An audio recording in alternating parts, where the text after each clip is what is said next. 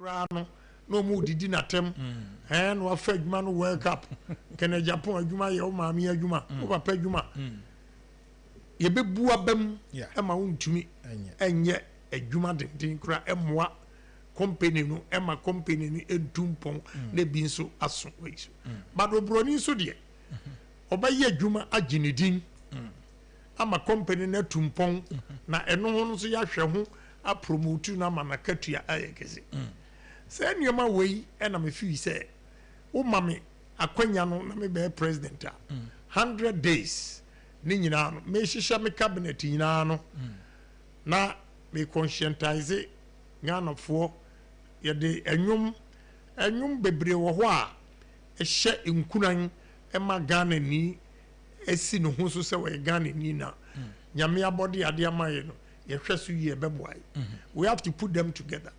Use the musicians, obi obo reggae, R&B, high life, gospel. Okay, nyina boom. Ni aye concert kese to say we are the world. Time no nia musicians ni ye. The final product no. Eno and ya de mamo radio stations, television, schools. No ma boss anyumo constantly, hourly. To change the mindset of Ghanaians. If you say, a man ya ye woman, ye no ye man.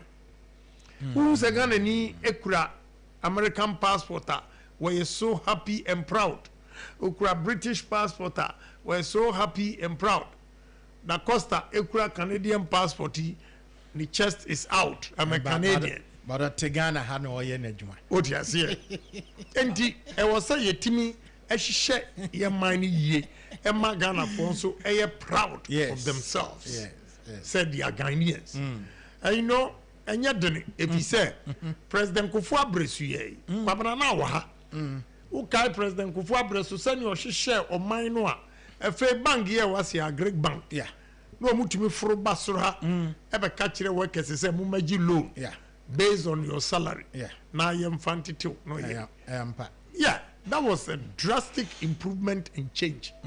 And at least, Monsieur Bibi free President Kufuor, at least, Monsieur Bibi free developed countries, especially India and China. Okay. Then the Arab countries. And Mehu say, we have to, you'll see a Sudaye Kessie, a Casa Ghana, some fear to do say, ye de Bema Ghana, Edrusi. We need to think big, dream big. Now yet me changing the destiny of this country. Yeah, yet ikromu hakwabra. Uhya ensasi aye say no because of gold.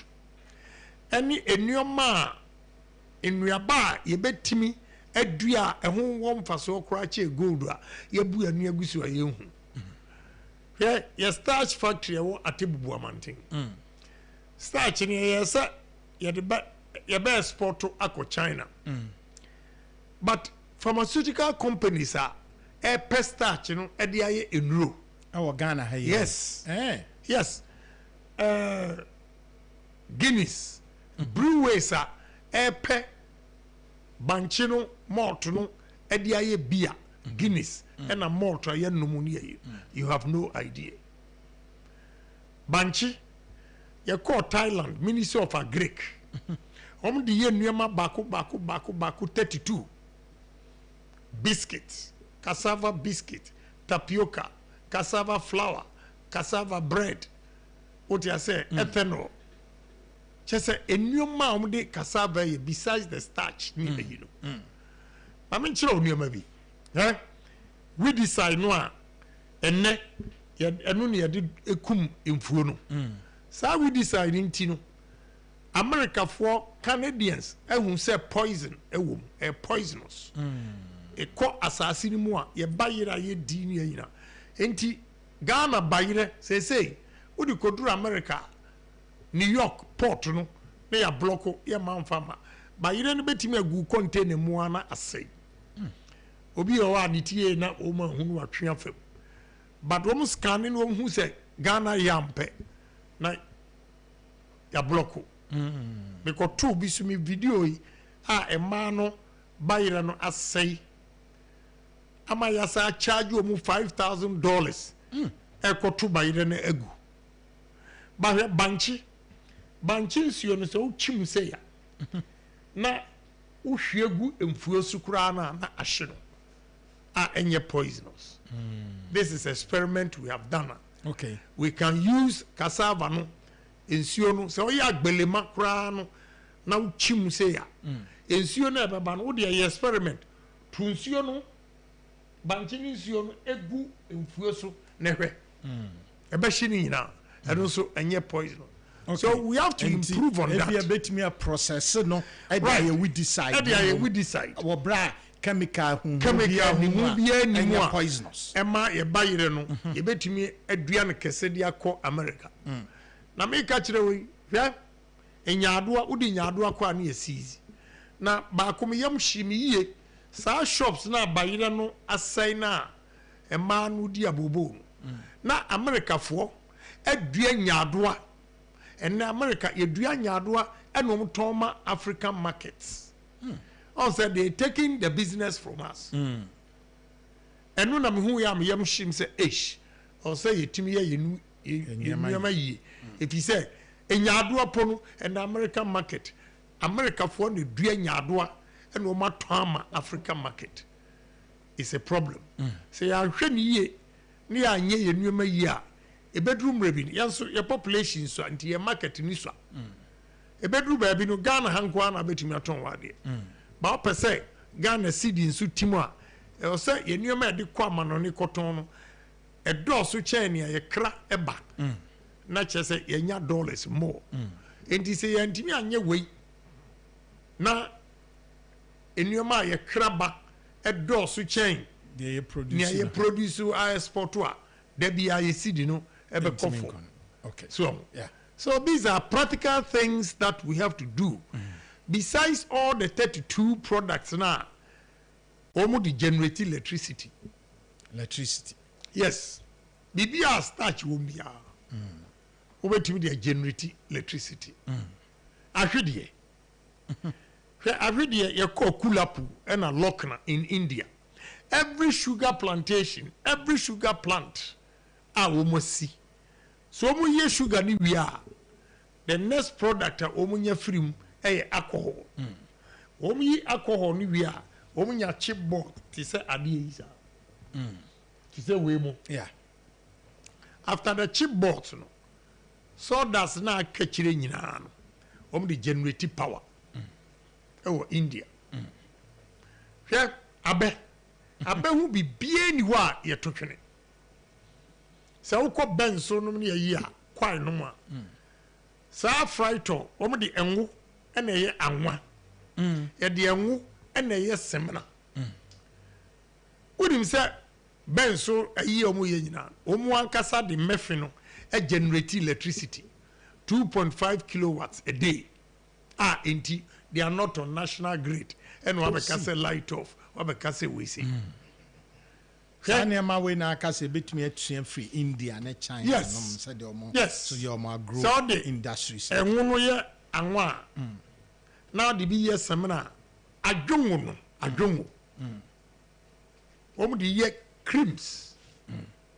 Omo shipo free ha from Ghana to Belgium, Europe ni e de adwonwo ye creams. Ye betimi de adwonwo at say anwa ye. Adentina send your ma we nyina afiri. Yet Ghana ha. Nigeria for to me free at the fleet of trucks. Every Nigeria ekonzima ekoto kube. Inti ya bisa ya hu say kube no a Nigeria for beto no. Sabi kube dwanu ya no wia no mwe keke. Ana se de be. Ye kubanwa. Kube omsa de ye oil. Ankasa creams eni yina. Rich. Hwe why kubedwane ye se oyi hu a. Abrantie bi wo takrade a mama na contractor. Odi kubedwane ye no wa process wa yam aye nu a enu na cocoa board fo to edi ye omu seedlings because asasi anwa cocoa ni nyina no enya ibie na rubber om di shem. Enti ene omu use receptacles. Any kube hono no ya yam no e pa freko kobo na bisa onyonko no fifi yield about 95%. I see. Kube. So when the Yankopon Chenioma Bebia, important than gold na yedi eni siswa essence asinina. Konioma dudua banchi betimi aye. Enioma dudua ebro. Ebro hoyi. Ebetimi di ebro aye esam. Ene yanka Russia Ukraine war. Maize flour. Maize oil. Anwa. Ebro anwa. Ubi say about 90% of Ghanaians omu hu ebro anwa pen. Except omu a etukwan. Yedi ebro ebe ye poultry feet. Sa na ultimately banchi nso ye poultry feet. Yedi ebro eye conflicts. Yedi ebro uyam na u dry no a wachini ti say Tom Brown type no. Oti ase. Ye won white one ho and ye won Tom Brown ho. O package ya by 6 months na eda ho egu stores amanfo eto. We can do so many things with maize. What are we doing in this country? Assassin daha se we call the 5 northern regions, Volta region, Afram Plains, Accra Plains. We can feed the whole Africa. So when you mean near Kwabana, cross to Temamoto way, Tobutu, Udu Tonu Trapa, from Semi Fanso. Vegetables, and then me konya no pabe 6:30, me kwana pipes. Udu say any proper irrigation, but the pipes are too more. Omode ye enuma. Usha vegetables in yield. And then me amasa sibi abekochire investors bi 7 acres a mato ho wo and ankofo no wo inside. And omode na omu ye vegetables. I see. Efekeke. What are we doing? Shey yani weather far better than Burkina and Niger. Now you to meet here near koto tomatoes free Burkina. Burkina omo kuntokoi. Masa Mummy, I'm sorry. We need pragmatic approach. Niamiken. Say nyoma way.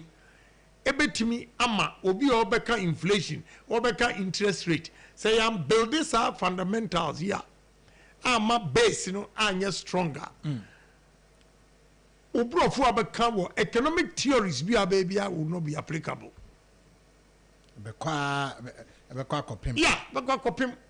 Because untimi mbie nyuma ema mrantie nya bi nya unim awira wo sem organize large scale companies omutua taxes akese omu only 600 in the whole country ni yabere ni yakuanim only 600 companies me ba umma me chance hwe interest rate Ghana have base omuji kura 35% 36 nature wo credit we need creditor. It goes to maybe 42%. Kwabana 4 year kurami.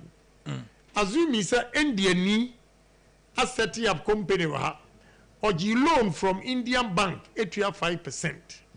Who Ghana ni a person also year 4 ibi. Who koji loan of 35-42%. Why never timia produce a phone at a cheaper cost? Obviously, it's the 5%. Ebasa ni nyoma na oton phone no ebe cheaper than Ghana ni need here. And everybody in terms of price will be forced to go to India no na ekoto. The moment omu nyina shift your attention to Indian company, the business is growing. Abra ya igno Ghanaian company no, the business will collapse. So interest rate, we need to talk about it. Very high. Okay. Taxes. We call BB meme policy, reduce and expand. There I'm doing example by me moding. Usha Oman FM ha ejuma mo ya mutua tax. Mesawo other companies are Omwa contractors am the ejuma na ma omo ye. They don't pay tax. I don't have any means. Omo need tax idea. Me so aka say I'm withholding this tax for government. Yeah. Informal sector. Right, informal sector. No mu pay echemo. And this a who kotua tax. Ebi aji 90,000 a year. for say 100,000 now obi a oye adwuma 3 months enya 360,000 wono wontua tax now we are 100 a year nso atua umom utua tax enu nti wo se nioma ifra brochire ba no ene ya yiri duties akese aguso we have to reduce those duties again another simple you say if the taxes a good nioma no so kese a it discourages people from bringing them into this country one farmer they send ne omsi port to egui enam say taxes near high intino a discourage amanfo obi all the car no bakura wontimi nyi enti ayo se pam no twa no memfa mabiem obi aye pam no twa no ma aye mfa mabiem no na revenue no e kofom so which one is better say uber reduce taxes now attract a lot of people now we di nyoma na bagana which one is better so the more in your money ban the more na be tax ya ubetimi anya sika so we squeeze nipan with higher tariffs nese woman mfa nyoma na ma where are you going to get the money that is why I'm saying we reduce and we expand I just say nipa be bread me yes Atiefo a mutie ne mo amohwe ye na 2 ye ne honorable Kennedy ohene a Japan MP ama Asen Central ono anso so aspiring presidential candidate at the MPP amanyoko no 2024 election now of course delegates abatwa ebeba so November mu na ahead of that no crowd ebeba so me dey ye bu no honorable Kennedy Japan na no twetwen enkomo yi also betimi de adwenkyerɛ no message aba ɛwɔ line a yɛde atodwa no so anabo nsɛm na waka no dot bɛsɛ yɛto yɛ boss ne yɛfa no 1111 onso di ka no woka o campaign na woyɛ de wayɛ ɛne de wode to ɔmo anim ne ade yɛbɛka de opɛ so yɛ magana no more which is nkrofo ana in fact wo maaye no message am nkrofo bebre de ba ne say ya e ma wonka vision no more na resonate with almo they see practical and beba but yem hwe wo kan say wo kan de wayama party no wo kan de waye ama woman ene de wo betumi aye anti e connect enipa no wo bebusa say abra na edie na ehye wo nkran na of course ebi bia no wanante ache na edim say nya de a o see so no start politics by na I say presidential ambition wo ni su kitikiti o de wo ye na wo ye but now we touch lives we are there adoye ne niema o dwene ho na wontimi ntias is it feeling for fellow human dia na ehye unkran ma otimi eye saa de obe sorry anopa tema come to 12 na nipa gufi anim saa ohu a na oye mo ahye ba beba na obi a be kasa why saa over the years den na ehye unkran ma wo koso yes saa niema na of course eno so aboa ma edne no usi abonten Ghana for bebre dia na ehye unkran ma wo yes saa niema by nature san ye do wo na da bia no ne amede tu me ho fo sa nuoma ni se da bia ba bia ye wo me a me free ba no edamatiko ti masema me kan se me ohiani Lazarus ba enne se Nyankopon ato me nsam en maduru se ya me fi se obia so a ye be man opportunity no bebre betimi a se Kennedy Japan ana so betimi a ye a che Kennedy Japan ebi nso enye yi the parable of the sower and yes, some withered away and every onipa bi obeba me nchen no in my own small way bibi am fi sem de boa no a ebema na brabo mu ana ne ya de ya bibi sa no aye I freely do it what you say a gift bi a Nyankopon de ama obi o wa wo skapa nso onye oni sa doye no emma obi a me dear, I just do it. And yes, me was scout Glan Hatchobia. No, it's never true.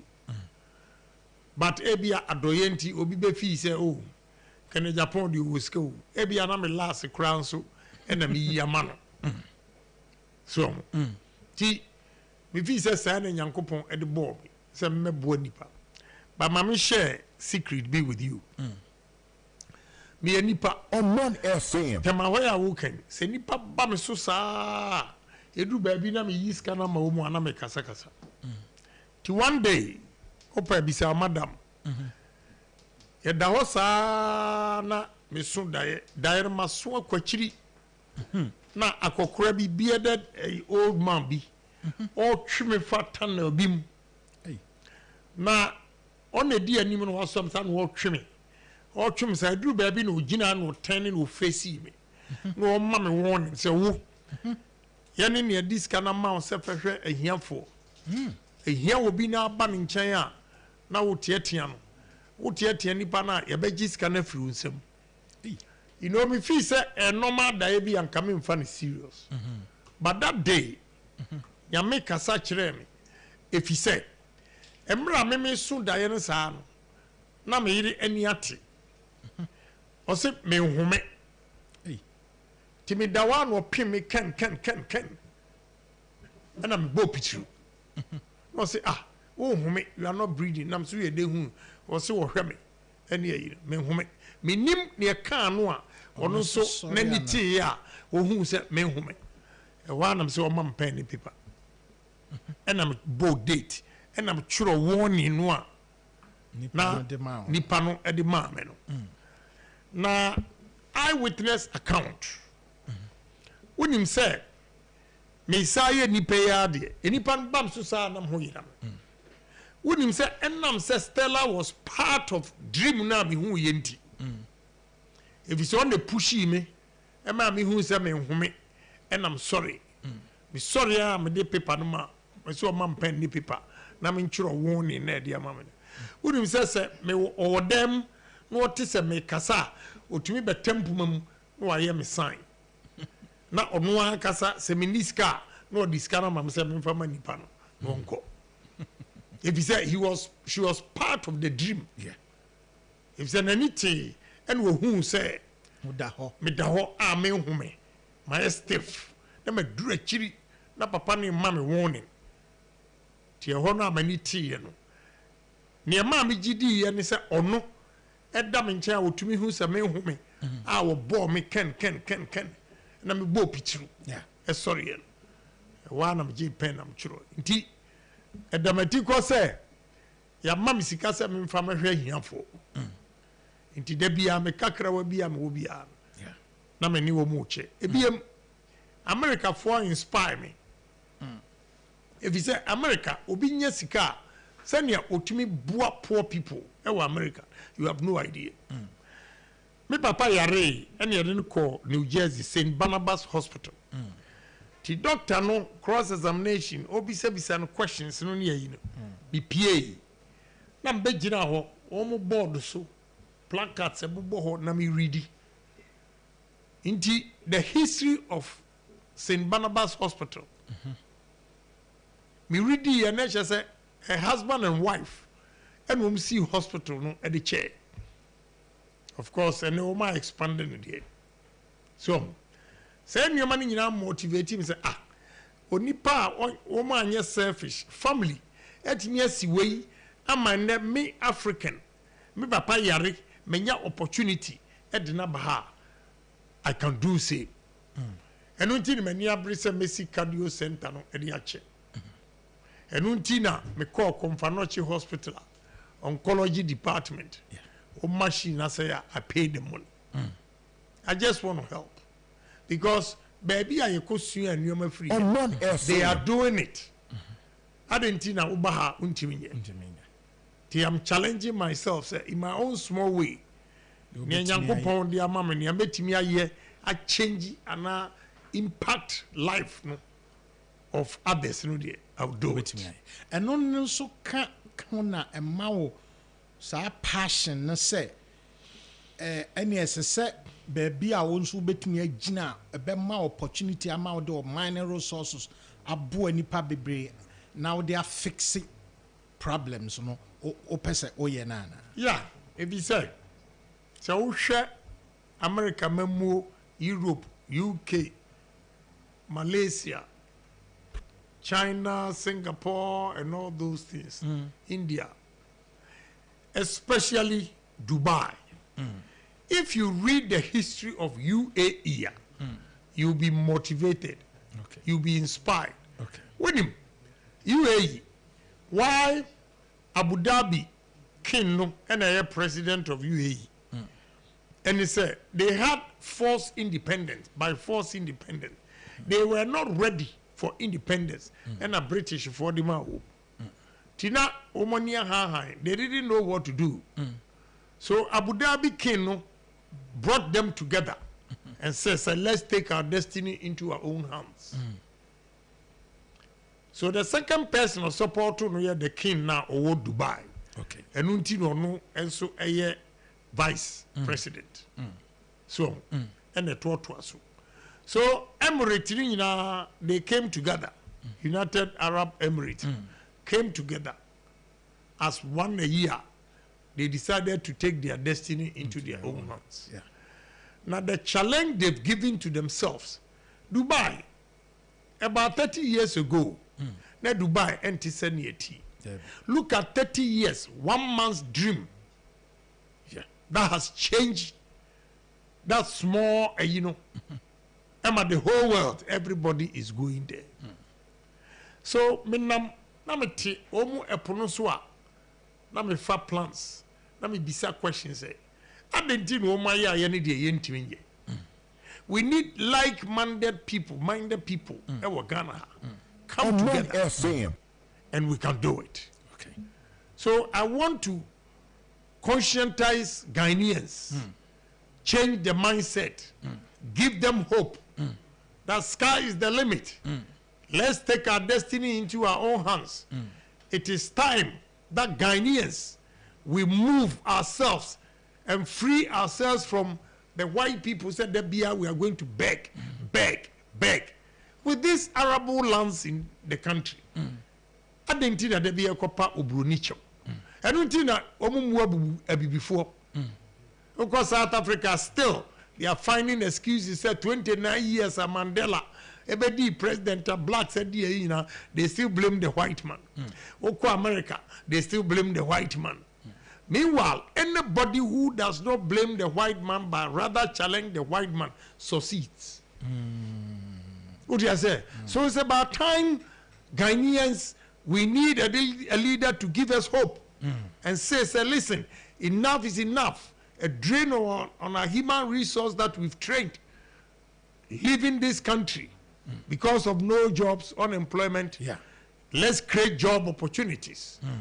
A poor country say, Yesika na ebinuma sisa de akogua brochire. No munu de investment ho na Ghana emrantie ne maba yi. I have a problem. And unti ma yese kasa maka over the years nyina. They underestimate my intelligence. But ushia party for no group say, no mami opportunity to explain and tell them my vision. They become so impressed. Okay. What you say? And it happened. What you say? I've met National Council. They were so happy. I met the national executives. They are so happy. What you say? I went to vetting, and they were so happy because of pragmatic solutions. Yeah. And they know. Fortunately, most of them have traveled. Until they know what I'm saying, possible. So I want MPP to give me opportunity. And when me opportunity, the way Ghanaians believe in me, I'll beat Mahama. I'll beat him hands down. So, because I have a dream, have a foresight, I think big, and I do things big. The same way that I'm a person in Ghana. Big dreams, think big, do things big for this country. Because we cannot give excuses anymore. 1957, independence. We are still blaming the white man. How? I think we need to change. Nyankopon che nneoma bebree. E wo Ghana ha ibiti. The funny thing is yati koko Ghana ni sika wono ankasa afie so a ɔde bɛma anaasɛ ɔde bɛkɔ akɔtɔ cocoa na firi akuafoɔ hɔ gye sɛ wɔkɔyɛ syndication. How? We need to change that. I was here to see sika ni bi na make sure say cocoa no ba yɛne ankasa de sika bɛtɔ so that we will detect to the market. Ɛnam sɛ yɛkɔ na syndication ɔmo na ɛmi yɛ sika they detect the price. We should turn it around, buy the cocoa, store them, process it, and detect the price. This is Kenya Japan. Yeah. We hear a gold they work room. Taxes or percentage ya 7%. How? Abra Kenya for 40%. 30% goes to the government, 10% goes to the region.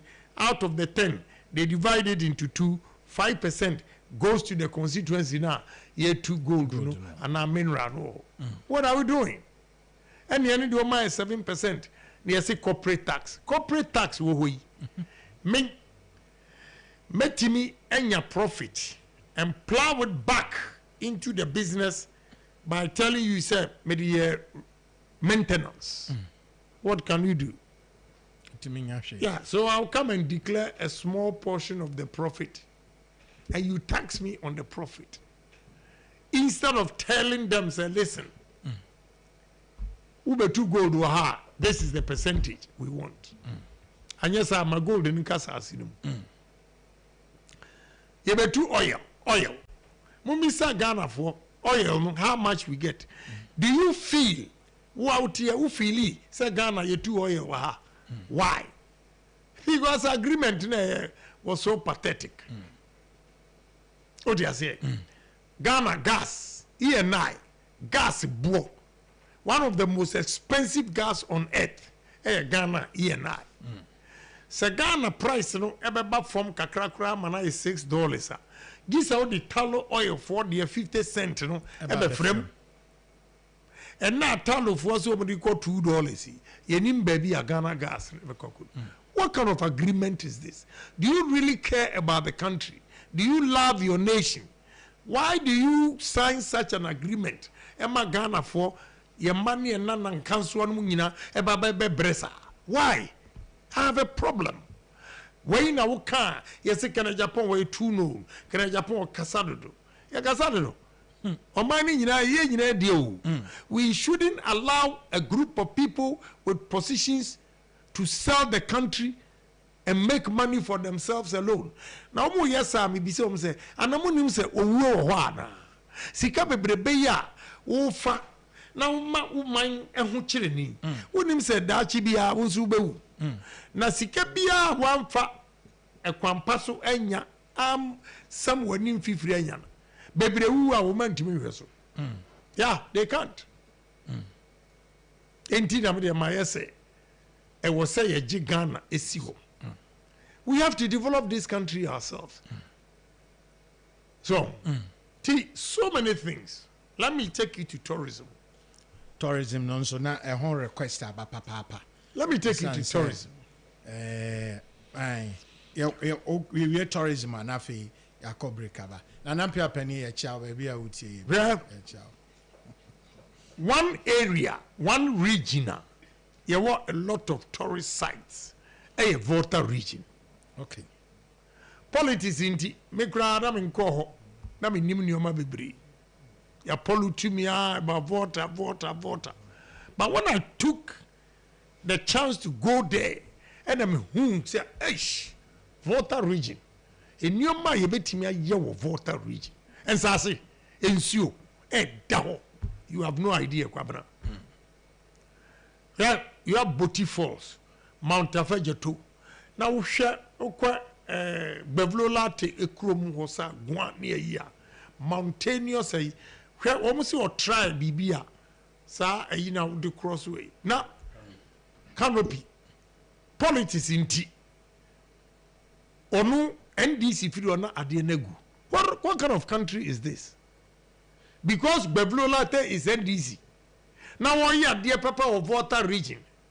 Nobody continue. Yamanegu. I have a problem with that. I think Bevlolate, Mimi, your president, idea onyaye so obey sa canopy. I will encourage him and government will fund him to do it. Because I'm not thinking of only Bevlolate. I'm thinking of Ghana for a ticket about Ghana for tourism. Na yetimi akonetino to Gua area. Na yetimi anyesika free Bevlolate anyesika we Ghana ni. I don't care whether it's NDC or not. But Koyo Mukadiam say, Jesus Christ. What is wrong with politicians in this country? We have to change. We should stop NDC. When it comes to development, we should stop NDC, MPP, CPP, and see ourselves as Ghanaians.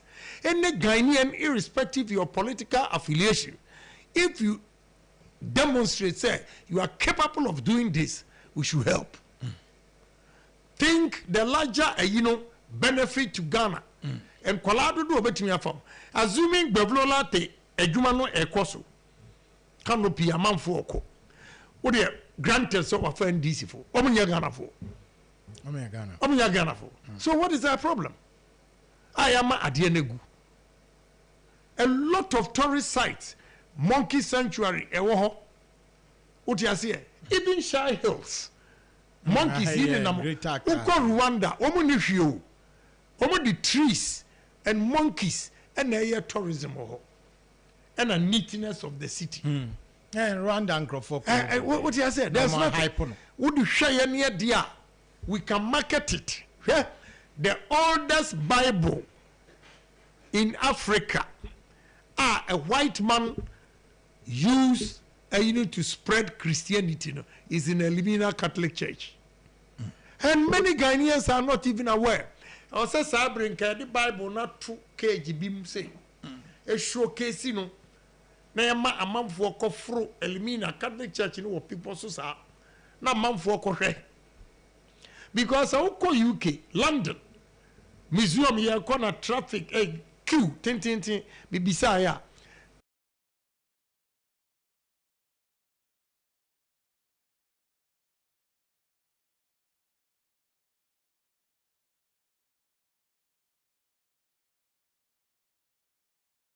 The conversation with FDR and ukwa Western Church etiho or me ehia oni weka na nipa akiu ekohwe. Now share the natural tourist sites that we have in this country. My brother, I have a problem. My heart bleeds all the time. Here Odo River, Metim. If it afford 2 greasy gum, will be stopped. Met 2 war, to send a Trump to Mexico war. You know why? 2 war, no, not a what be a gate, CSA. You bet him. Not restaurants, also. Boat, say, would dredge or don't river noa. Now a year below sea level. And soon a pono. Abesani abegu ayim near the boats atotoso restaurants won't change. Tourism, you make money. You ride from the Odo River into the sea and back again. Abobo yafo omu kwasise yura no a o makoto agupum efi robbers safu wo video bia eye nungwa ho Nevi ehon, kochi nam chi nam eba na rubber efi and a namdi be the demsa. What kind of country is this? The most expensive land on earth is beachfront. Beachfront. Now do Jamestown. Baby fire service for the opposite. Beachfront to sa omuton ponchi. All we have to do, TNA policy, Nema and Tiasieba, Ghanaians should be partners to the government when it comes to development. Partners in the sense that onipano ehonu daily bread. Inti se ukotunwa, you just don't go and say obeye resort ohonti wapam nipantu. Go and find a place, a marketplace for them. Omu betimi akodi wo mu dwa no ho ansana wabebubu wo mu ayi ho and build a place nice for them squatters no ho no then you take over the beach and develop it with the boat enye kanu nko a boat apapa sisi so uko Istanbul Bosphorus one side of Istanbul is Asia one side of Istanbul is Europe into the boat no and the cross of Bosphorus who free Asia who buy Europe who free Europe who buy Asia yeah the boat taxis and nobody into catches a beer be to set between Temane Accra between Temane Accra we can use the small boats as taxis but Tema to Accra you be use ferry okay Kaswa to Accra Central maybe a custom for old office road you be use ferry so that it will ease the traffic you see trains now air fast running will help but it will come later immediately what is easy doing and it's all about build this platform no now why a car park kese security ewa no ukọ ucha ticket no and ucha ticket you can park your car there for the day what you say you take the ferry to Accra Central about 5 o'clock you take the ferry back to Kaswa take your car wa unika ne e was say ye nice lorry park nso wo a emma enkofo enko ginagina na traffic ni Ghana engineers na na bisa say ish na enko na sabe ani die mo ko school omuye rosa they don't make provisions for all these things and to trot for within discipline omusu timi fa 3 lanes you can't say it because you didn't create a place for them ombetimi apake and you cannot do away with trotro you can't do away with the taxis so accommodate them but before you can do this unless you conscientize Ghanaians, you educate them community engagement what you say amom hu say oh enisuade hu a ye pese ye de bani enti ye nyina ye moa na ye do kɔ ha na ye be ye ha yi a mfaso beba so wa akura no onana bi betimi abaye adwuma we need to be talking to ourselves what you say yeah adia president Akufo-Addo ya na efe COVID see the number of times he came on air to speak to Ghanaians yes everybody understood him and had patience for President Akufo-Addo to manage the COVID that is what I mean by partnership with Ghanaians communication engagement so say nneɛma no wodi development bi eba o mbeti ase anya sa na wodi wo vision wani suade hu ye papa wo but if you don't engage them opposition for kura betimi akɔhye kire aye demonstration mami ka sem kiro onwemfo ya honorable Henry Korte etu wo mu no they came here office here omba am no mukasa obi si wa bonu dua o bewu kura ansa no am say please give me a break enti anisuade hu a minister di ba wu o se mo nkwa yes I gave them money to go and buy the land I paid some Jennifer no yes I was potting no potting the region and then why you crow woman agi but before they were moving na jejejeje koshia Henry Korte boni dua ni ayi nyina but unfortunately onu so clear fro ye hu ne waye ho yeah you know to fro na up to now munya hwia I have a problem with that and Crofombekas near now I was saying to me planning and sana ya take such actions to the moment that ube two home nature say action we are implementing it this is what we are lacking in this country and this is what Kenya Japan wants to bring what do you say so Elimina Castle Cape Coast Castle Osu Castle me uswa mi ne ochina Osu Castle I'll find them another place in the ministry and renovate Osu Castle. What you say? as so part that, of a tourism yeah, plan. as part of tourism, let them go there. So, Google, you know, the center of the world. Latitude 0 degrees and longitude 0 degrees. Tema epunum enesi. Uko Dubai, Burj Al Arab. Omo see a minimum very well. Medoma bagana hakrape. Omo mu see Burj Al Arab. Omo ye foundation ni say. And omo ko see zionum. 7-star hotel no American. Yes. So can you imagine if we have a beautiful hotel in the sea, center of the world? Now I'm one way ding Ghana instead say we blow horn. Ghana first we kasado do we Ghana num. This time when we want mama country we be anto nka. Dubai Expo omo ye ni ade. Omo ye hu de bebre. What you say? Now you market Ghana with the center of the world hotel, beautiful hotel. You see the number of tourists ebebe kuruma. Ebedru baby no. Dollar. What the dollar betwa there? Yebema on sister will see this. Yeah. Uko South Africa, dollar no kromo nye jisi o de ko bank ekosisa. Anyesa obi obeji bia no. Obema rand. Uko Dubai, utwa there oji dollar no a. Insist he will never give you dollars. Yes. Obama dirhams. We have to build the economy like that. See, yes, sir. Pressure on the dollar no will ease. Yeah. Tourism. Elimina Castle. Now they come say black Americans be so bold to no in fed biani maso because I disagree with them. We have to open up the tunnel. But before that, you take pictures of it, paste it, the old, you open it up, a month for betting a firm or FM.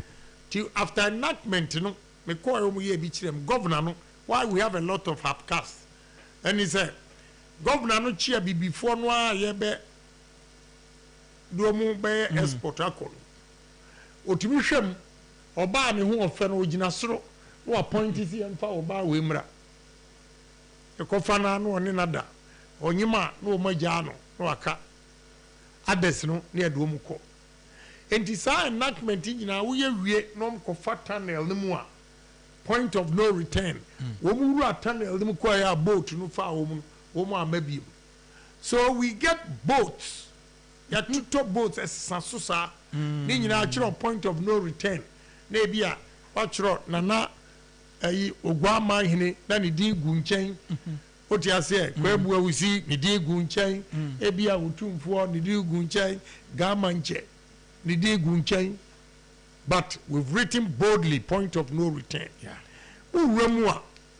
You have restaurant, drinks, food, everything, a womb, dancing, our cultural display and everything.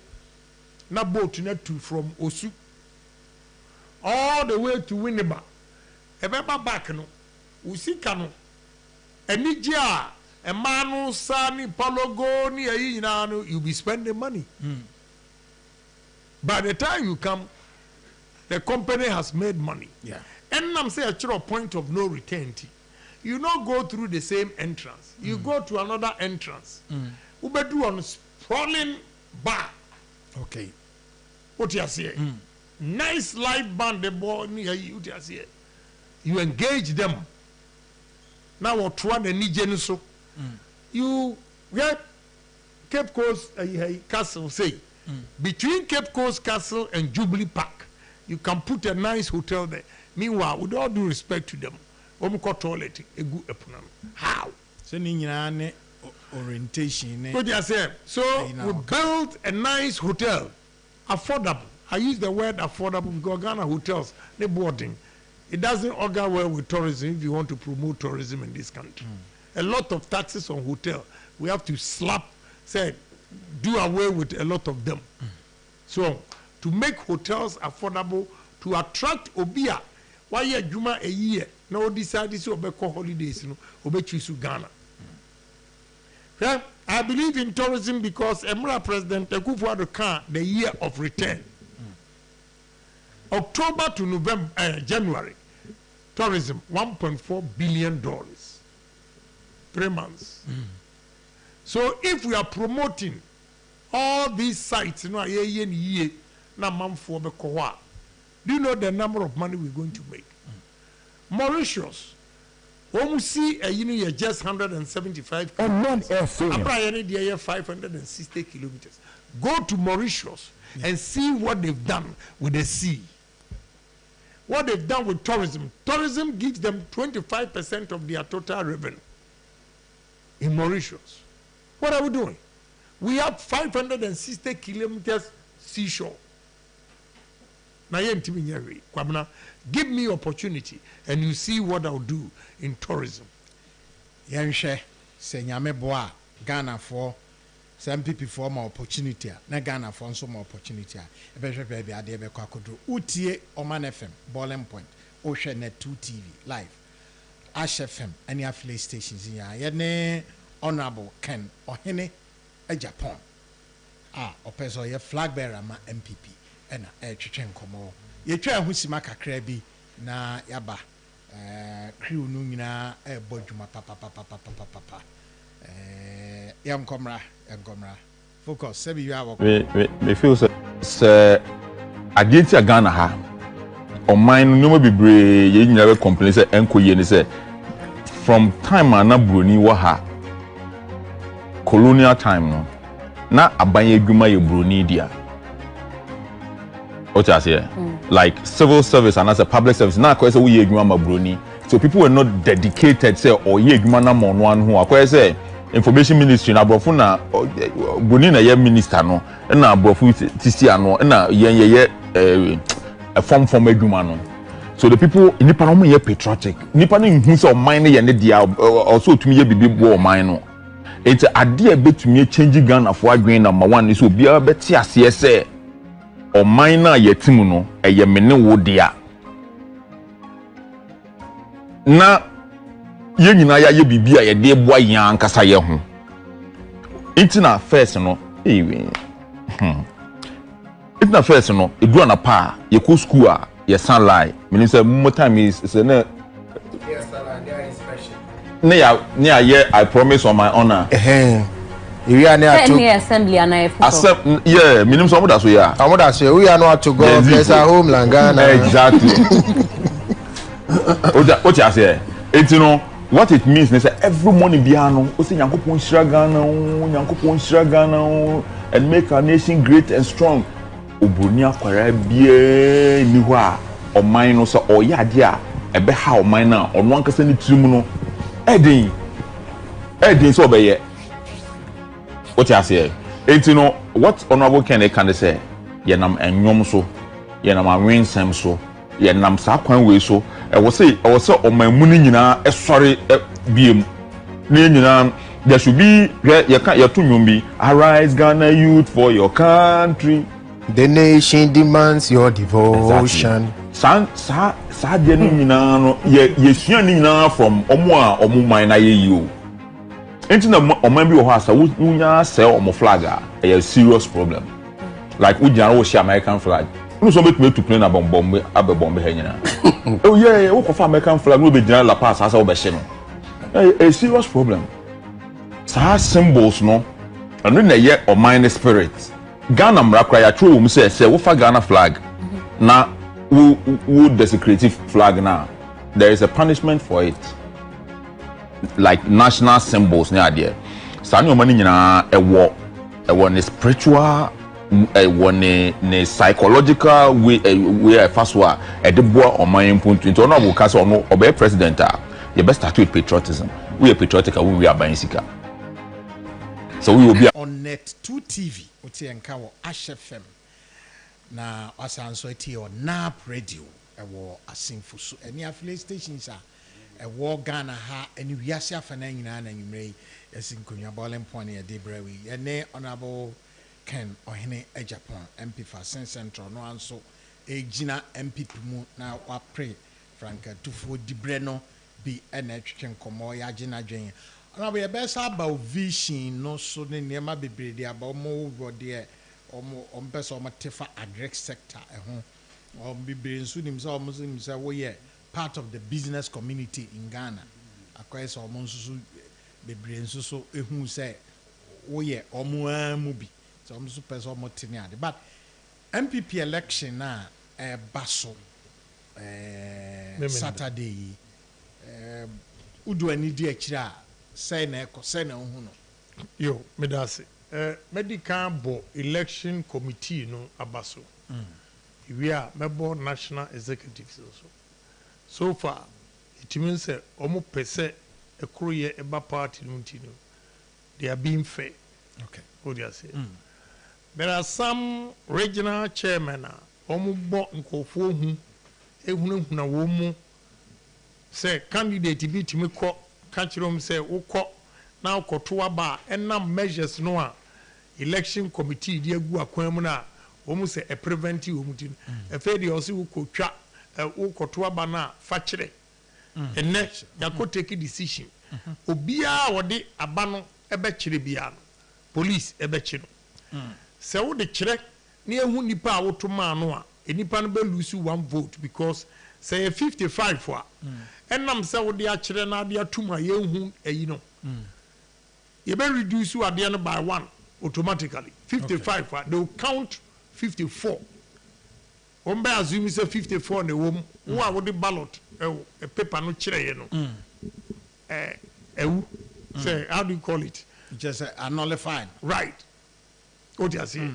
enti we sa na kyerɛ sɛ unipa no anka wo ye no favor amena nya wo vote no enam sɛ wo de kɔ kyerɛ ye enti no we are not going to count it ye hu sɛ wo de ani ni ene yi ana sɛ enti no automatically sa de 55 ye be count to 54 the number of votes no be the 54 ene be ye na kyerɛ sɛ ba ko na wo de kyerɛ no enka ho na kyerɛ onipa anka wo kɔto abanama no wa mena lose wo vote ye wie nso a ye wo mam kyerɛ ye wo 4 layers first layer no de party for adofo ne ebetimi abo second layer ebia media for ebe seti o mo yo the third layer only pooling agents accredited pooling agents omugina muma baby a ye be kodo again muntie ni ye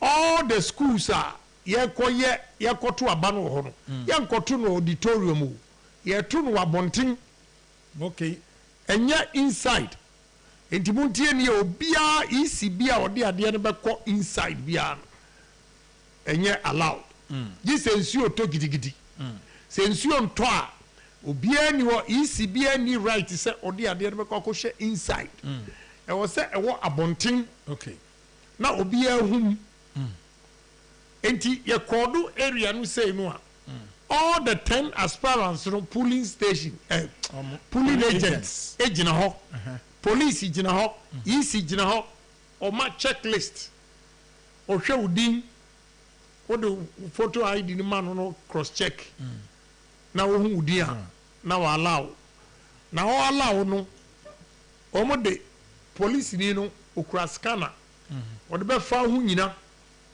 na waje phones any gadget e wo hu bia no wo be yi agu ho ansana ya mawkwan emo akoto abano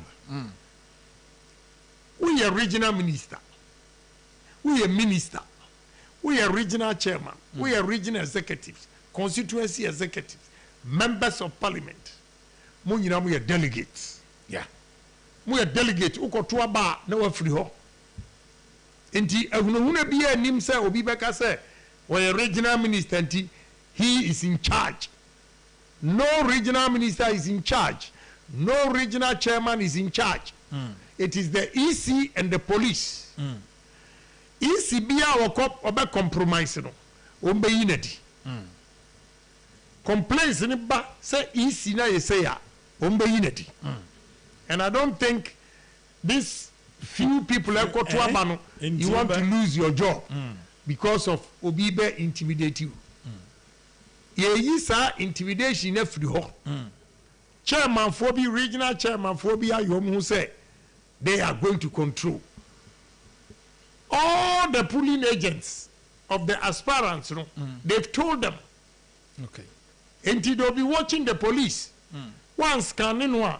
Omo beka cho se scanning ni pa na nsan we wuram. you prefer election again hwa enra abrantie bi ko hia diaspora fo a o ka kire ohunahuna wo mu se wo mu wo code bi enti wo ma anto ama wo mu a wo mbehu oh diaspora for yes for na I was surprised say mo amotu kwan kura ba mutumi masa young boy e betrete mu se obehu obede nhwe se wo so wo na atu amohwe seal agent bia de ni seal e beto ano ye wi a ye kai aba ni wie ebobo resource obi a twro wo twro wi a na de seal no atom wo de to anu wi a meme number enie 024681 ya twro se wo ba na ye twa sa number we a we sikro na ye twa ye no you are in trouble again obi se o mehu no we've all come together and paid the EC to transport the ballot box after the declaration and regional office. Okay. And what I catch them say regional minister, I call who regional EC boss. And he say who say we and we no straight from the center no eba EC headquarters head office. I won't cry. And Yaman Bar, all the candidates will go there and check. So omu seal na dano no enye tempered to protect obia wodi na dwene eto aba because ehunu na doso again some koto aba no a etisania ye national election as when a wo be kono edu so anu akoto aba yankofa album meto enka se ofa diaspora Australia for ne dikan yakobo Australia for ni abo Austria for ni abebo Belgium for no udru ho na ubo di na the idea na wa head through the album no wati ayina ma na wakoto waba enti sa ehunahuna no yese oti chairman wrote letters inviting all delegates so do mo call retreat no do ma Saturday morning yammo general secretary nabaso you complain he said look master this is the letter oti chairman has written a one of friend so you can't do that one who say what you call actually campaign uko central region minister bi akoji the whole a friend say bajaya eko campo onipa na ye na dwen say ni obeto amano na wo campaign no enye ni hu obeto and politicians we don't learn me I'm not going to camp anybody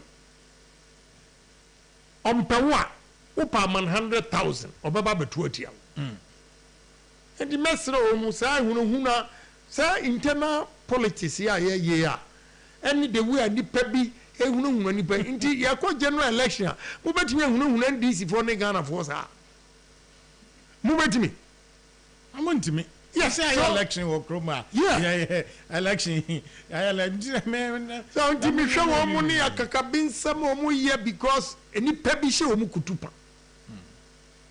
so wo hwe atefa young boy kurukuru asa threaten America for diaspora for na emwa said they were also panicking. So what? It has gotten to that. Atefa ehwaya we party ni but because obishe na chinti and wonye tumi eko invite diaspora force omi enkodidia or no put a threat on them. But say and here yeah, Atefa, I've mentioned his name. They should stop what they are doing. We want unity in this party. My regional chairman and I'm a friend or London. Okay. And I'm a friend. I'm so central regional. I'm central regional and also Debbie. Or my now check up be doctor so on your eating. I say, oh, and you pass who are from you, Mikra me garin coming by from when? You the security report. You are from me from Ghana, say make Japan. Me the talks. Eko central region. Na dino kura waka hu ni ti ni na so.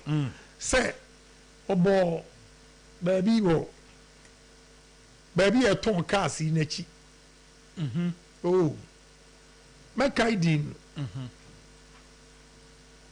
me wọ́n sẹ́ mi hu di nkura bọ̀ ẹ̀sùn yẹ sí mmakọ fankọ̀fọ́ me di wọ́n kọ́ central region si ẹ̀kọ́ yẹ dé o ẹ̀fẹ̀ wọ́n sí mi wí a yẹ ká kyerẹ́ ní security sẹ́ mi kẹrẹ Japan me tó a Sukura ana Sukura so Sukura wọ́n kọ́kọ́ mpẹ́kyi hɔ yẹ sí Sukura nti mi mmakọ fankọ̀fọ́ firi Sukura mi di wọ́n kọ́ central region me Sukura nkura mi nim hɔ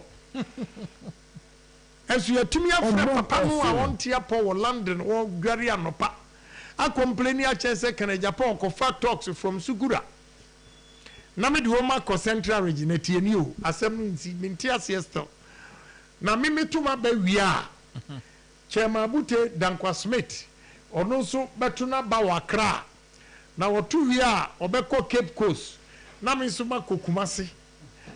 Na me yare me the talks no be free Cape Coast akokumase ana mentiase na me de o makwede mentiase papa no dwodwo no ho wo London no ya frɛ no eye complain we ya kyerɛ na enko wo be frɛ me na me se me frɛ no enti asem o kan se na the way a wo mu si ya politics yi sei ye wi a ye be dey na ye campaign very strong words asama chemakutin kan say the way a yesi ye campaign wo Ghana MPP ye wi a enkabum pa ben ye betimi anya e dia ye campaign e na me di phone to so ehunahuna no doso e doso mi hu bi da say nipa bi o wa ase we ni president obewu hu o ba mi ka chiom so mbeto your party mu almost so my imagine say obi benya 70% we are a whole over 200,000 people 961 kotuaba now when you 70 which is 700 people you utimi beka kire MPP for say we are yemfa banama obi a wenya 70%. Is that the constitution? Dabi and mesre wo mu omuma asumdwe mra because we are bakufo entimi enwini na womu di say nipa na chi nyina no me woka nipa 1000 ebomu a ma no den Ghana fo betie masem a che say nipa 1000 na edi na chi no ti womu si ya destroy Kenya Japan ya destroy Kenya Japan womu nim say womu tu no womu say no ko bedru baabi wo campaign na we akra wo guilty conscience intino untimi kra me frame what will be the fate of the party? And yes, no woman, Ehunahuna, a dosso. My mother was a Ghana MPP, Obisro, any pine, Yankopon, a bono, young woman, Bosuminko. Was it Usrono? How? Sikenti, Media means Robia, Mekanokure, Magic Ghana, Siho, Ubehuse, Mimisi, Magic Ghana, Siho, Majinso, Ghana for the Tuabama. Udin chini dimeko upe tuyasika wo heaven super delegate na tuyasika udu asie ho nso akoko tuyasika na wo wie nso asa akọ Ghana wona mana chesika na wutugu NDC die no omu fansu enyansa oba bi na ogina kaa so en wo tu sika gu candidate no win ikra no wantu ahwe there should be a lesson to delegates. Any Ghana for office woman yesika chinchina womu force nipa bako hebinumu na etwa nwom se be vice president no sani anu mu ye nyina na vice president bako omu padi nipa be 17 nipa 17 ana mo ko pe vice president na bi twa nwom o ti ase yam kyanim wabo party executives national executives and election committee o my idea pa but regional executives especially some of the chairmen ade omo ye no and what the future of the party omunya obi a no nto naba ewia ye nyina ya kabom na party no hebe de ne de ba te beko What you say? And the mesra me anya one. But what for all the 16 chairmen, ejina ho say platforms. Na menkwa bani omu yenkasa. Ni anhwe no betimi agi votes ama MPP. I'm challenging all the 16 chairmen. Yam from one place. Ni amfa kana Japan nyira one place. Ni yankasa nchira Ghana for. Ni anhwe the people and the personal Ghana for betie no. Enti wo mfa nya suade na mo ma unity emra party ni. Ehunu no doso. Na wen nyina no enipa bi hye wo mochi and they pia wom yodium. Yeah, but the most important thing is say national for no they are determined to be fair. Yes. And in America delegates amokoto abane say mesrem obia emfa hu regional minister any control regional chairman any control central region say election committee member rep honorable Alex Markin nipa 17 regional election committee na nipa 17 one person be abeko one of the polling stations okay na wakohwe kura no need absolute control on the EC and the police just that it is necessary so bibinia they can consult them in the elections committee any national executive there yoma famu there akaya ni ayaka no eni se obi ama ehu eba no because abano de seal ene kura munsa hwe ni ya de tum pen na edu eni pedu plus EC seal ebe 11 mimi say we a candidate awunya seal ni bia enne mama ya di eba 100 and something ene ya di free America brame candidate bi opesi bi abrame ma obi ye pe fairness and yes party for mumma ekuru yemra party nim so na the way to me abani pa bi mu no hu yankayanim yansanko but you can party asemi last week me kasa me ohana MPB by or a former MP also on the memane meka edru election so a de na wo ye de ma MPs niema wo chiche wo wia wa mo musika wo enne crowd yo mo pese mebo so kra oh but senya record no nyo mo nku nanim me the last time I free for su okay ko program na wo fa ho akopie Eastern region on say nyina tu e ka ye tu am from na ma bre o de wo nko ana be ko akwaje party fa na me ba but anu nyina nso esese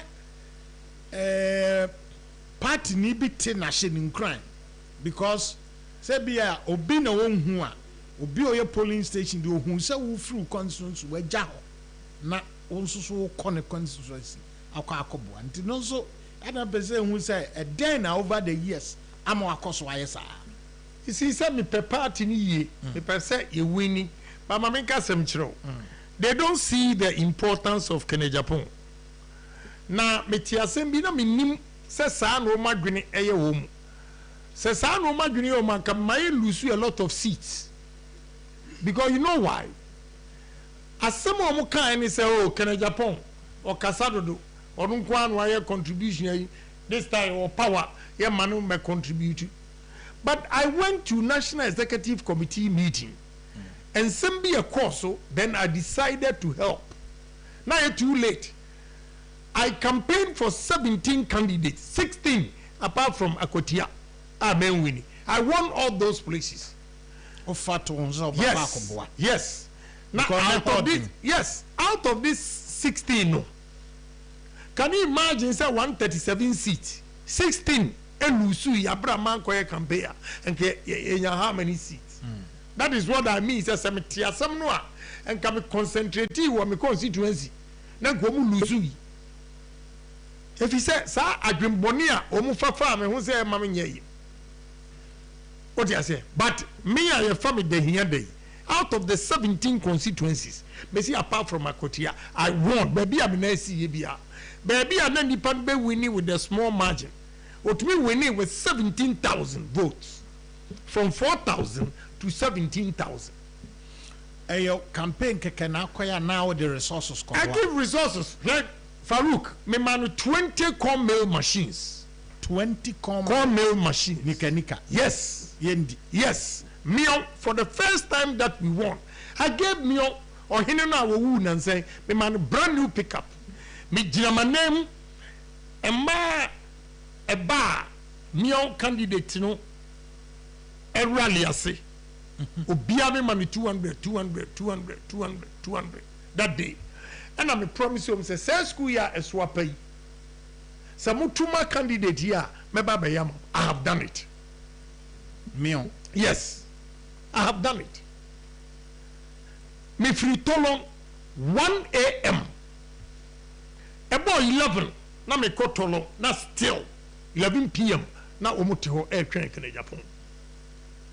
In the northern region. Yes, Lambrusi. Nobody red and natural leading. First, you know, I saw a pabobo ya no you ambulance. The man pick up. That is how come the guy won Lambrusi. You see, people are taking credit in Northern region without even giving credit to Kene Japan. Now, if you say Ochina, Sabi, Mesa Koto pick up a mobibium, Lalai, I won't do it. I won't do it. Because nobody in the north gives me credit for the help I did for them. And now, almost associated the 20 seats, you know, to one candidate. But I give everything to God. I won't say anything. But me na obedi ne ka. And walk down the car. Okoya no say didi na tem. Oka je so dey twen ohia bebe biem. Hwa omo pese obi beka no kure.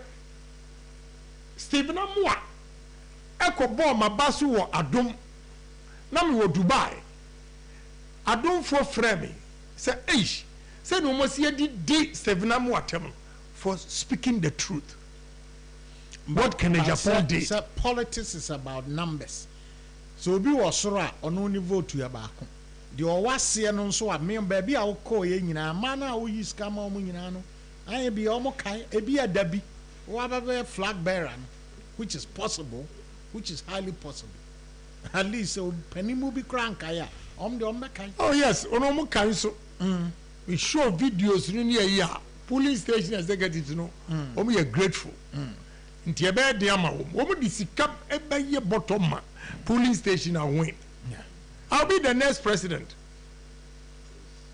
I'm telling you today, I'll be the next president because me winning primaries, I'll beat Mahama hands down. Mahama doesn't have a message. I have a good message, and I'm a man with vision. Me will taste. I like good things, and therefore I will do good things for the country. And then set up me and paying for they were so impressed. Wow, and this is the leader we need. What do you say? I be a fair me fair. And me person me ma Ghana ye fair. Na Ghana did that a change President Kufuor Abreso send na Ghana AC Tumpo. That is what I stand for.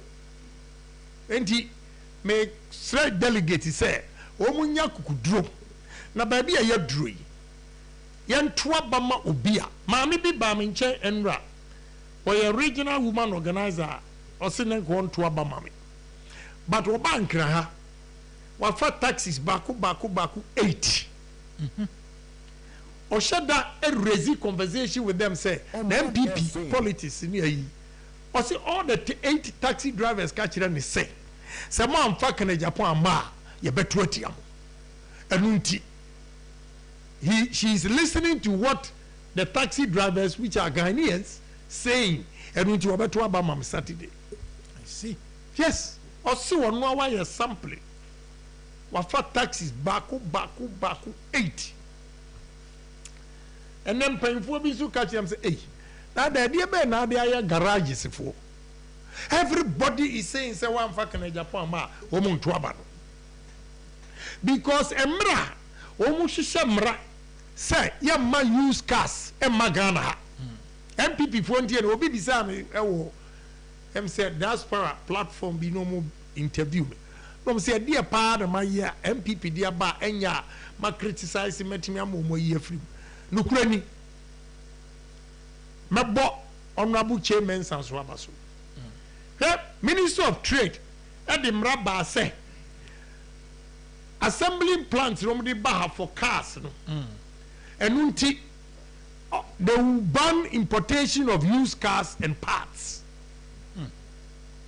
Tina Omonia ha meeting several times. Omo de share budget him. So garages for no be share me e wotema.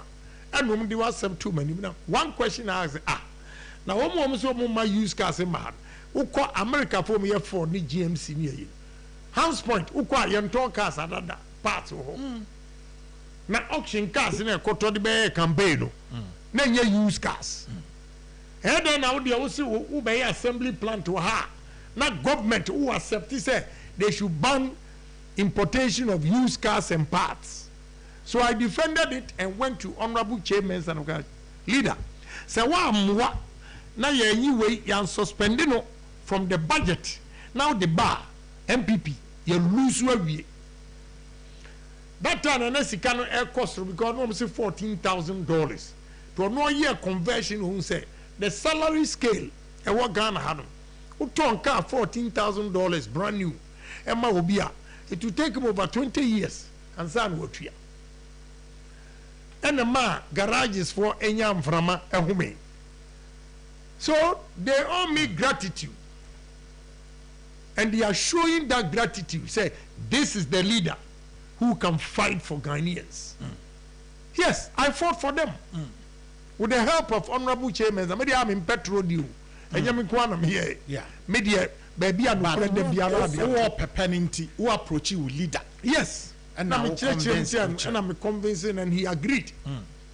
And when I'm Munya and from a home. And he said, Nipano Mulidi, I almost the bound but what you. And your mark can Nipabia Bombs a sank or forward your modern bar, you bet what you Gisek Japan. And the best red delegates. Mamma and Nessie Karamotias and Sicaro do a senior, dear mamma. And there will be better position tea or better green tea. No fees out Sabi or Nunquan or Didi Yenti. Mosha candidate to be walk ministers, chief executives a dinach. Now the oil minister Quabraquachi and yet. Would the other chief executive with double masters and yet. And woman qua and the delegates. Mama said John, I didn't yajuma or say fear delegate. And yes, a fear delegate too. One year, I wouldn't know Mutinai, a sitting a power, wouldn't know Mutinai, and Waba and Womoto. So, wouldn't know my any year. Now, what you know, come delegate or be woman organizer, Neba Epe school. When ya Neba Epe soldier, when ya. Every be an MPP for like I say 10 positions, you know. Emma Omwa who say now all 10 position amano na ne bako police and also soldier. E die ben e na person onye emwa party ni bi. Kenya Japan has been speaking in favor of these delegates. Yemwa womu. Now omu nim se emre bi beba o meko ko bua konta. Ewo mo dwuma wo maye ho enne ne mre na du we de mba chinchim ni pansa but 210,000 ayekoto aba so chinchim obi ansa ubesa akohia Ghana fo so honso betumi chinchim obi ansa ti mumma yentie nia efomfo kan delegate mamumma yemfa sika ni anim mumma ehunahuna bia emma mo so na mo nto aba ma onipa Ghana fo ayo madwen se ba bia aduro idie NDC for see here will be to say Rollins or Kanokore. Ghana for be said politicians are president, a be a lawyers, a be economist, a be a soldier for this time. Let's give a businessman opportunity also to rule this country, and we see. Obi said his philanthropic works on my ordinary MP, where Adoya wa ye money mine. Ghana from Makoka, Lebanon. I paid the money for over 1,000 Ghanaians to come back home. Kwabrana minimiyame this kana you. But when you go down order, be sure baby video no baby omu guo Lebanon obi a watu kwan na wo sa brese na wo si wo sika da ho. I went to Despite, Ernest, Tibonsu, friends I contribute to it it can be $200,000. The last one, 150, and I'm sorry, 50 count. I have 400,000. And you're the Minister of Foreign Affairs. Yes, and you try ticket, Emma. When you are Ghana for no air, that is why they want to give me chance. Oh, share a new man, maybe a bioha. Ever, I will have some. Yes, won't win any panel, Benny was a not to Akika. And talk up from not to Akika. A failure, yes, a quabana, yet mean to have work as a cat. And not publication. As I'm away, any Nabia agent. As I'm any Nabia. The one about Hedge Massa, I can't any part of I'm saying. After the Nabia Durun.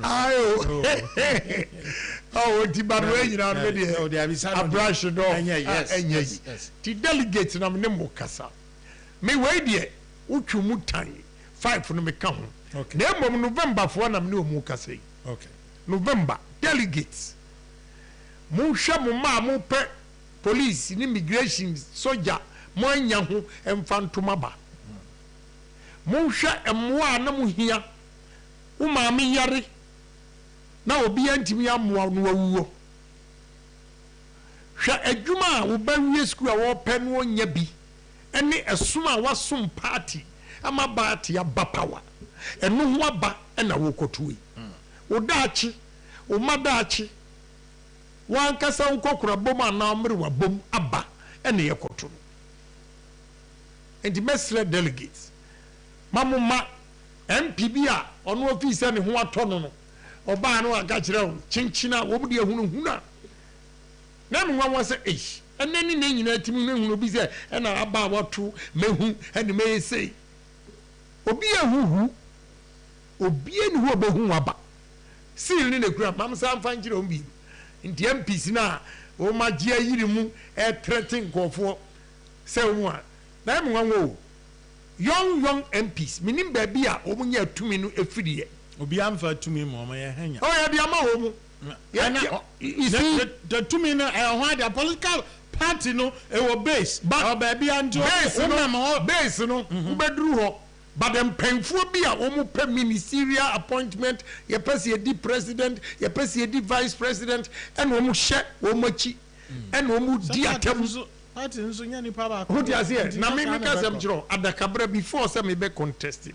Be both things me contest. Obano to me for bako. Was massa. And the Ghana for niati.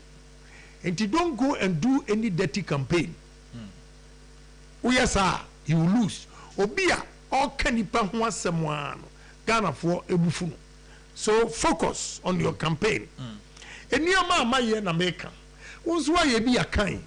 Na fe ni amaka na Japan contract. Ya ma ni sei. Enso mo MPP fo adoma ku ba fintie ni ye. Se obi enya adwuma kura no ntumi nya.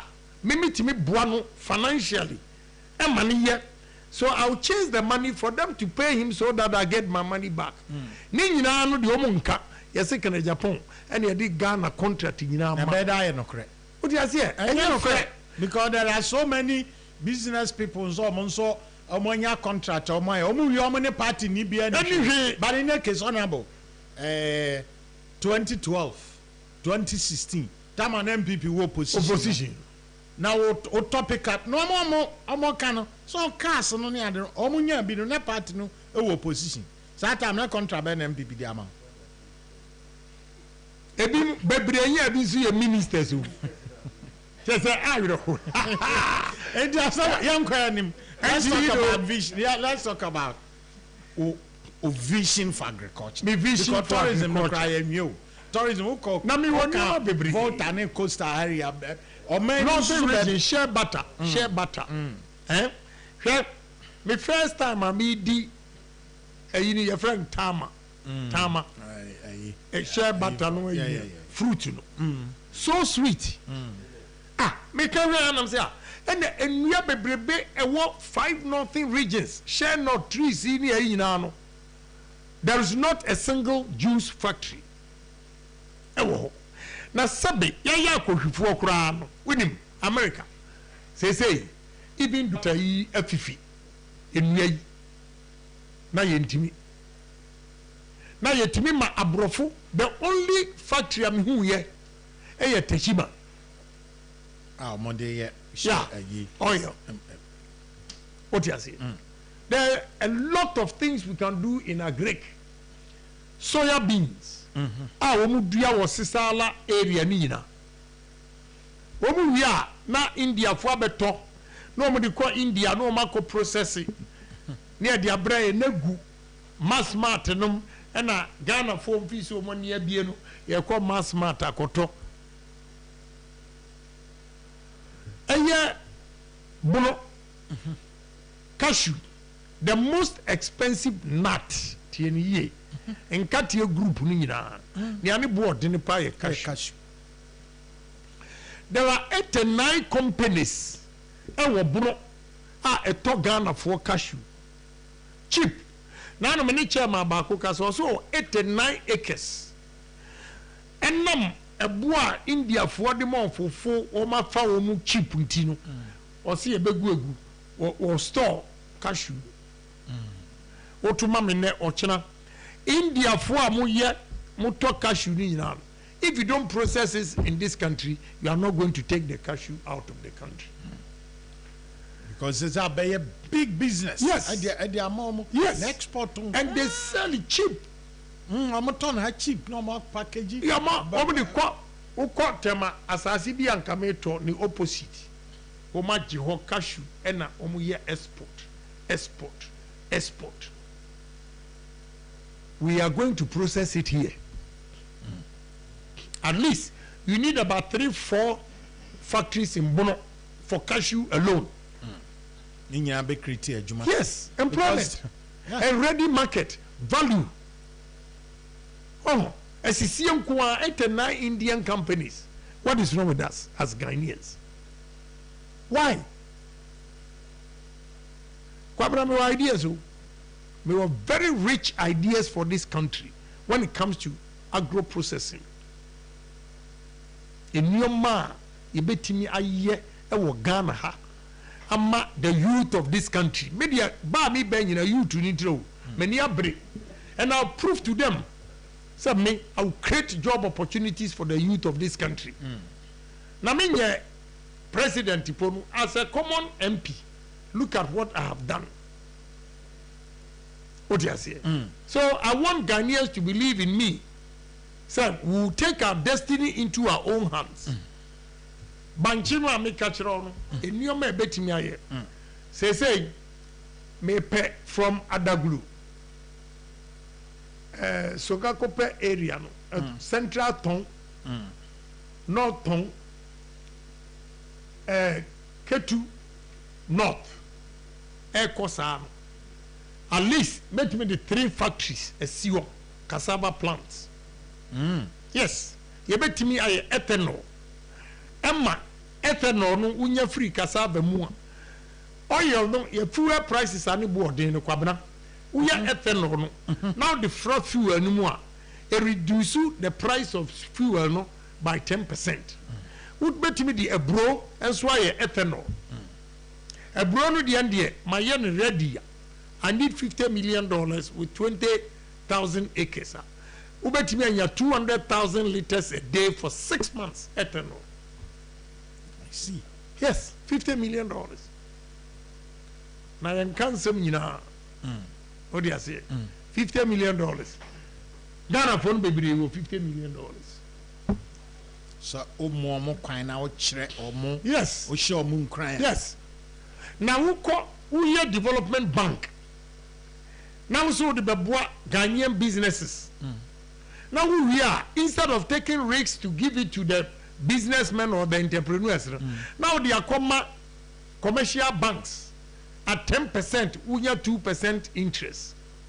Now before say commercial bank also ebenya 10% in Etriano, this was 14% in dollar term.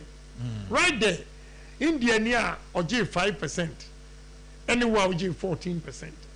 Why in the betting the cost of production ebe cheaper? What you say? So what is the use of development bank now? But yaka when you so Ghana for your no creswa. No crowd of form.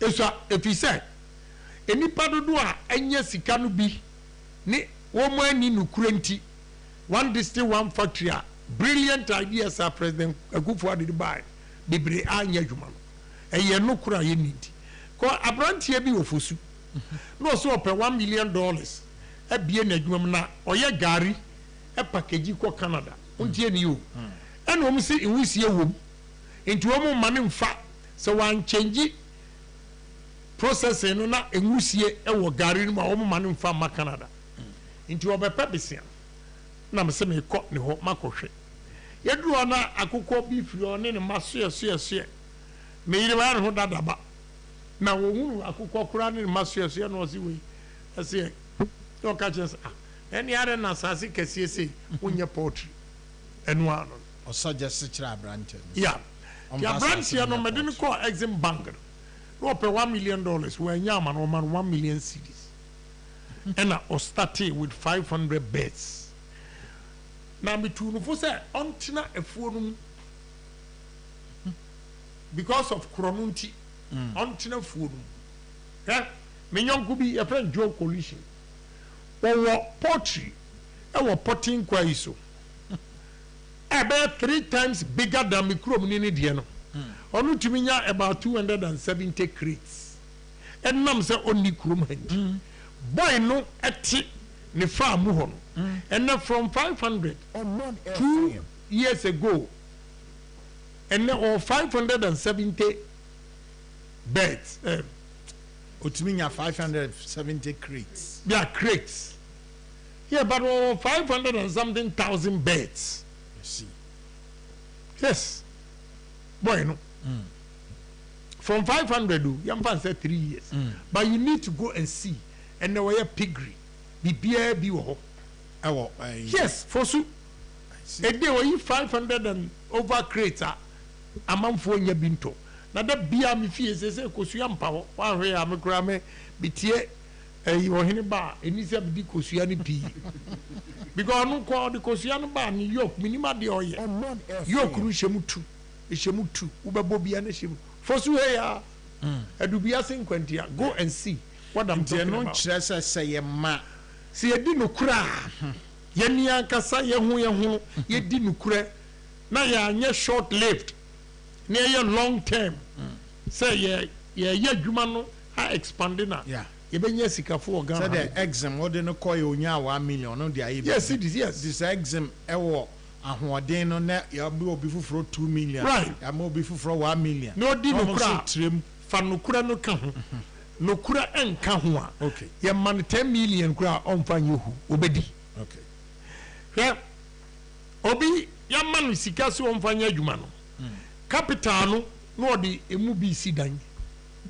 how smart are you ufi so obu obi kwase edan obi wi edan gu cantonments ni maybe dan 10 apartments 3 bedrooms 8 na 2 bedrooms 2 any panti me ya nipa high and am there as a guest house obi o ba bia na na koda ho enti wo di bia adwuma and now for nipa and a sika kakra brewa at least got be show half yeah there are a lot of things we can do in this country ebetimi amagana a move and that is what I stand for emu ma survey you know not ton it starts with B a chrono and na uko busa north and south emu hwe odum onwabu odum through UN and we call Nigeria eko kire omu emudua and then oma banning importation of rice in Nigeria and they eat their local rice. Ghana have local rice ni boarding chair imported ones. Why? We have to check no boarding. Yes, exactly. Inputs no boarding. What do you say?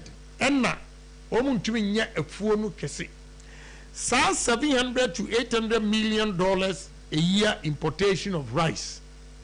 Another $700 million importation of sugar. we can stop it. Sugar cane say mamimra so open ideas mamma obi. NDC are fairly, MPP are fairly, ewo Commander Sugar Factory. You know why? There be. So who call Atebubu Amantia? Anyway, any experience in free Commander Sugar Factory. Because Kambebusa because only Mr. Pompeo President Kufuor time. Yeah, sugar cane be war. Wow. Commander compensation see a son di jacotum. Enuna share phone na ema move ma pran hene ema ye ne ye aye cassava starch. So person sugar no year. Ghana ha we are outgrowers to feed your factory, you lose. So you should have a nuclear farm. So you see, open sugar plant. Na mo to me 50,000 acres, 100,000 acres. Assembly common farm na. Womudi ya politics na mitise uka huasem. Sa assembly common farm. Every assembly 1,000 acres of farm. 275 assemblies will have 275,000 acres. Do you know the number of factories we can build? The commander Cape Coast in Mwa, assassin ye good for Ahwidian. Na a bino ankasa and a company Kurana Kasa, aye nuclear farm. And no, and the outgrowers, Esheswa. Wombenya courage se man fan kwa amna ntwa ma yini bese and now once the factory is there me ye nam de kwa me wo atofo but se who kosi sugar plant now we rely on outgrowers now I can just say man 80 cedis per ton na net transportation from Fosu wodi na hwede no eba ayi commander hon esen ana abura asebu kwa menkasi en wo bia na hwede no de ba obaba no waboka enunti na me say MPP so afraid so if you want to do the sugar planter you should have a nuclear farm. Okay. And son outgrowers. I learned my lesson from Fruitland. Problem I bino say outgrowers no ye kwoti omuti akutuo no na ye de truck kwotwe o say akutuo na o se free na fuo no mu de good truck no nyina ye ntuaka o de ba ye ne de truck okura betwe no o say ye ntuaka emma abra ne ntia me ma de factory ni ko na me ye campaign am koduru ba bi na akutuo no egu kwa ho apro efise om so muton ma Burkina fo en wo mama en am ye se kutuo eso wa hasa de ebe machines and by so sophisticated say as the whole central region ebetimi a process central region akutuo ni nyina within a month tini etimi kwa koduru tepa Bashanturi. Yes. And you koto kutuo to feed the factory. What was that? I mean anything. So my experience now, Atebubu Amantin is doing well because Yeni Ankasa and your tree of 30,000 acres. A tree of Banchini. And a more feed you and a fay outgrowers and also a eba. This is how we are going to use. We will make sure say you are running assemblies as business, and there will be a challenge every year. Awards will be given to the best assembler. District assembler. District assembler. What you mean here? Farms, so you can say a feedy and now maton and yesika.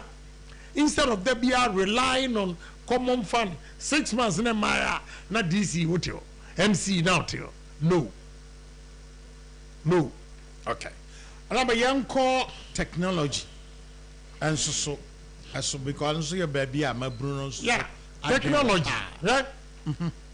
Boys no be a while. Now no boy be bad in chain. May a negative intimate pain in no mind. But sa boy no who china shedem Emma wa in technology and no more betting me. Yet Kromha we don't like our own. Dr. Thomas Mensah. Why patented fiber optics 7 in his name. American Space Center, Georgia. On an air boss. About pension, Ghana, we are not using him. What do you say? Technology. When you go to India and you mention Bangalore, a city called Bangalore is known for technology. When you go to America, Silicon Valley is noted for technology. When you go to China, Shenzhen, noted for technology. So we need to build a technology city. Technology city. Say Dawaho, say between Winneba, Apam or whatever.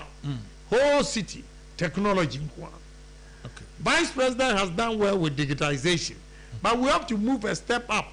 Okay. Building our own softwares, building hardwares, and also selling and educating young men and women, encouraging them to go into IT. Because India, when are good in IT, and the Silicon Valley, et me your visa, employment, Bibia, Emma Womu, and Womu Koya Juma was Silicon Valley. Ghanaians, we are capable. But we need to encourage young men and women. And your man, Ghana, for to me, we have neglected them and they are struggling. I will empower those people. What do you say? We have centers. And then, many Ukraine for me, and I call me steel plant because I per billet any year. Now, Udruwa, everything you see, Ghana for no na ashishe steel plant. Steel plant kasi. Yes, Ghana for na ashishe nina. Under the supervision of Indian engineers. So now, Fawesha, we know. Akasia be build machines, ourselves. So we have to encourage Ghana for a betimia ye magazine. Kumase. Late turning machines, adia no mutumidi ye and ne egu. We have to bring it back. And in the next 5-10 years, we should challenge ourselves. Cars, not assembly plants. Yeah. Because many guy know, or your general manager and as a head of VW know many ne kasa. Okay, me say engineers no mo do mo fix here omo from Coco Company Kumasi magazine. Yes. He told me. Yeah, he told me. So why don't we encourage these people to become good engineers? I'll bet me manufacture cars. I'll bet me manufacture machines. Yeah. Engineers are the BM office. Any DMA, power. Engineers are a good steel plant, hair fixing machine.